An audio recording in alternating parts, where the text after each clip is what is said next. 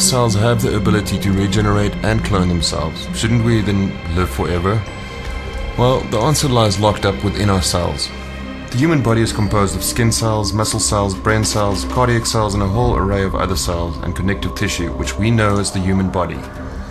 Within each cell lies the ability to replicate itself, locked up in the building plant we call DNA, or deoxyribonucleic acid. One of the reasons we age is because each time the cell divides, protective caps on the end of DNA called telomeres get shorter. This is a ticking time bomb, because when cells have divided enough and the telomeres are too short, they cannot replicate themselves anymore, and this is the reason for aging. One phenomenon responsible for accelerated death and cancer is free radicals. These are oxidative molecules that rips electrons from protein and DNA and complex molecules. Free radicals are metabolic byproducts.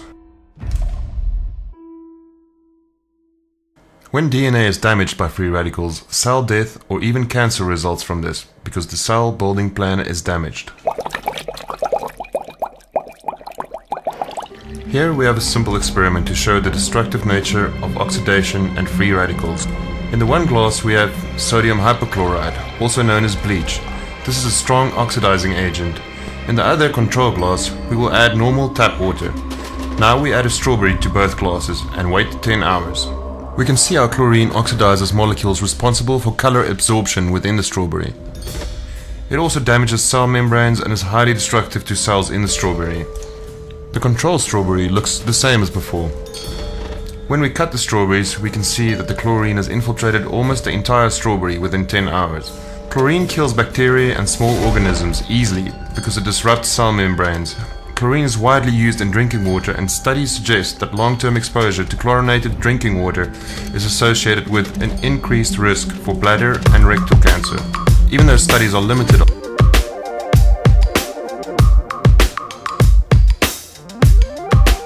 When was the last time you stopped to think about the one thing you can't live without? No, I'm not talking about the internet. I'm talking about water. Without clean drinking water, life couldn't go on, so it's probably important that we know what's in the water we drink. For the past 65 years, city governments nationwide have been adding a substance called fluoride to the water supply. The practice of water fluoridation started at a time in history when asbestos, PCBs, and DDT were all deemed safe and effective. And although all of these chemicals have been banned since, fluoridation is still a common practice. However, it's uniquely American. The U.S. has more people drinking fluoridated water than the rest of the world combined.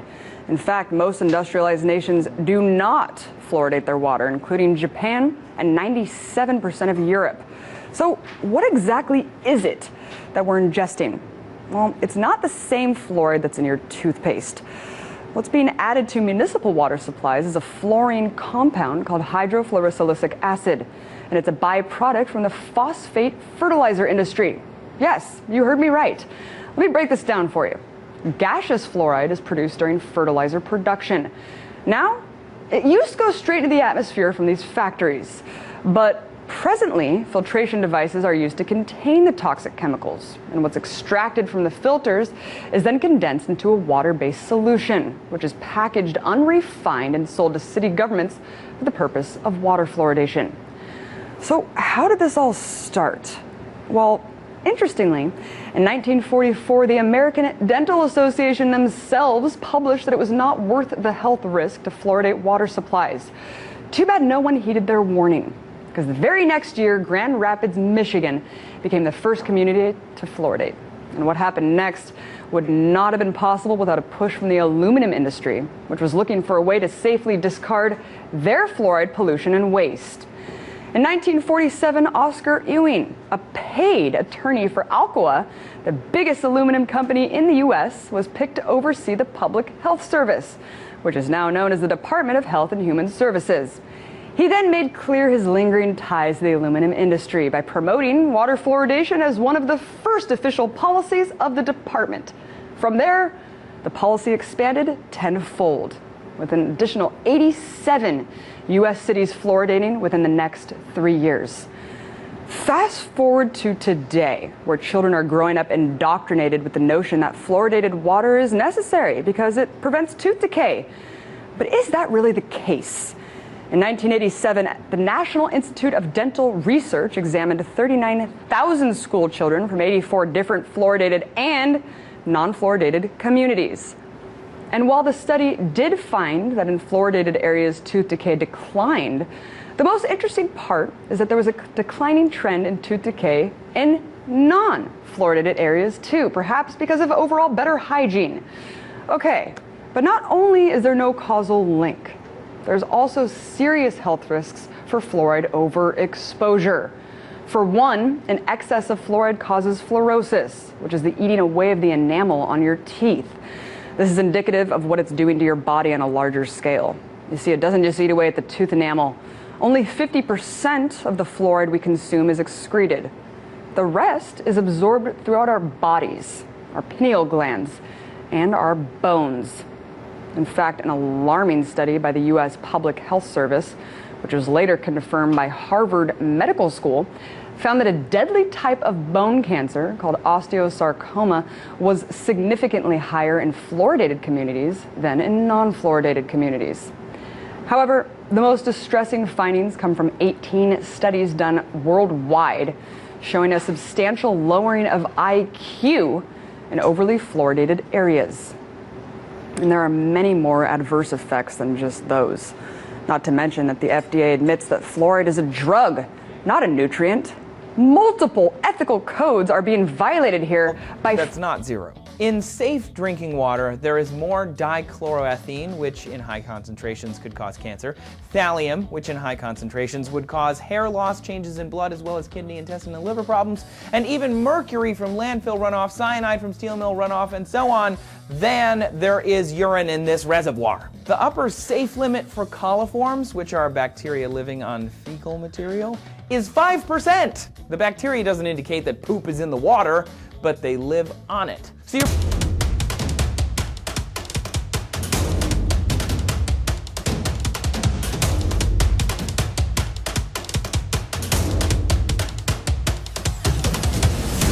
Light specifically, but they're natural spring water, at least it's neutral.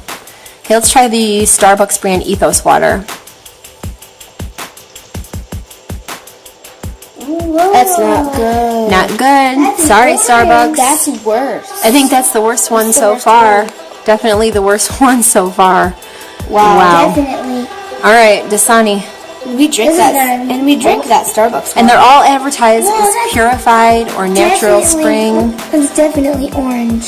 Okay, Dasani again failing our test. Aquafina. Ooh, these are all bad. Negative. Horrible. Aquafina, very acidic. Wow, it's bad. Okay, let's go to Great Value, Walmart brand purified drinking water. Garbage. Still the same. Zephyr Hills we drink. Garbage. All right, So Zephyr Hills. This is our brand in Florida. Look how many of these are so acidic. Yeah. We took the liberty of testing the pH levels of some of the most popular bottled water on the market today. What we found was quite surprising. Here's something you might not know. Our blood has a pH level of 7.35. According to the pH scale, this is slightly more alkaline. In order to achieve optimal health, you must constantly flood your body with alkalinity. To encourage disease and sickness, just adopt an acid lifestyle. Now, for the purpose of saving you time and testing your patience, the following videos have been doubled in speed to prevent you from switching off prematurely.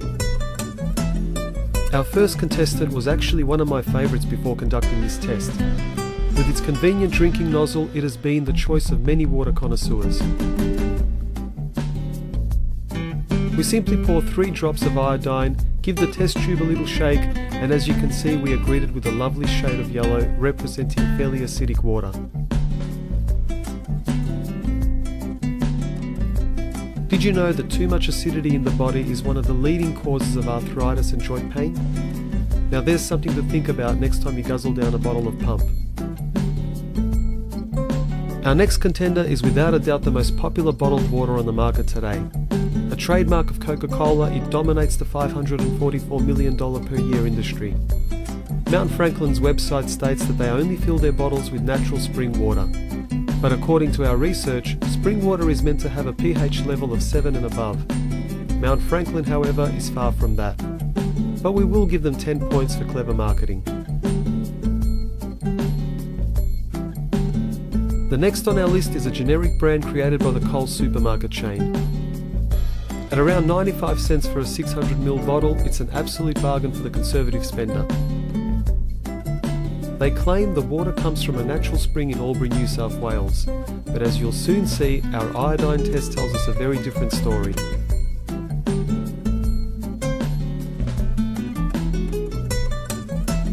This so-called spring water registered about a 5 on the pH scale, which falls in the acidic range.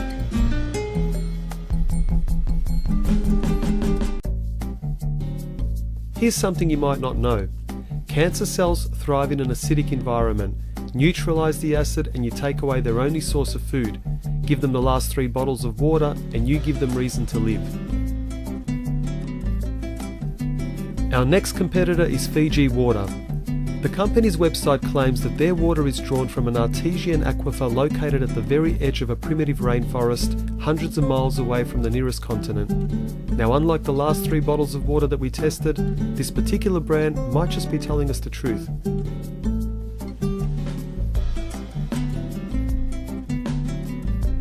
Our test shows that this bottled water is at a pH level of 7.5, which is slightly alkaline and beneficial for consumption. Our last bottle of water comes all the way from the French Alps. Deriving from the summit of an aquiferous zone, water from rain and melting snow slowly infiltrate down through layers of glacial sand at a rate of 1 to 2 centimeters per day. A journey of 15 years during which this water will become purified and laden with minerals. Now, I have always found that Evian is by far the best tasting bottled water on the market, and with a pH level of around 7.8, it's definitely the clear winner of our bottled water test.